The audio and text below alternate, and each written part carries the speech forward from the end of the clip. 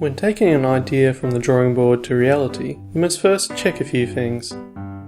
A great place to start is searching the App Store for various keywords that might represent your app. In this case, I would search for Ninja or Endless Runner. Have a look for games similar to yours, maybe even try and play a few of them. Look them up on App Annie to see if they've ever been popular enough to get on the charts. This process may help stir your creativity. I'm not saying to take their ideas, instead use their ideas to help your ideas manifest into better, more creative ones.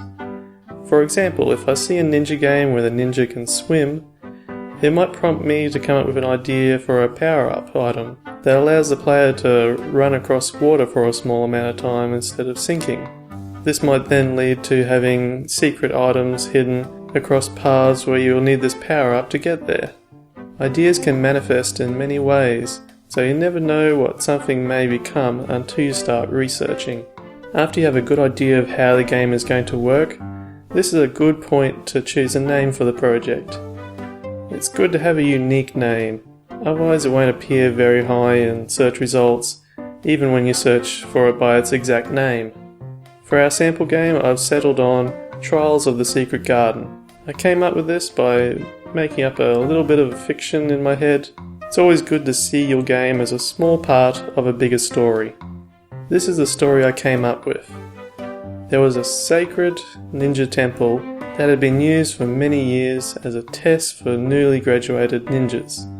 In order to prove yourself worthy, you must venture through this dangerous secret garden to get to the temple.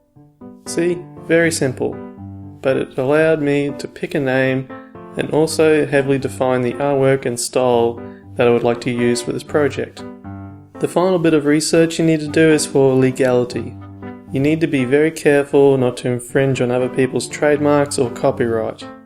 The way I start this is often by doing a few Google searches and, if I need to, looking up the trademarks. As a rule of thumb, I don't use anything that may in any way be an infringement. Even if the app developer hasn't claimed any trademarks or patents, it's just good practice. One example I like to share with people is the Tetris company.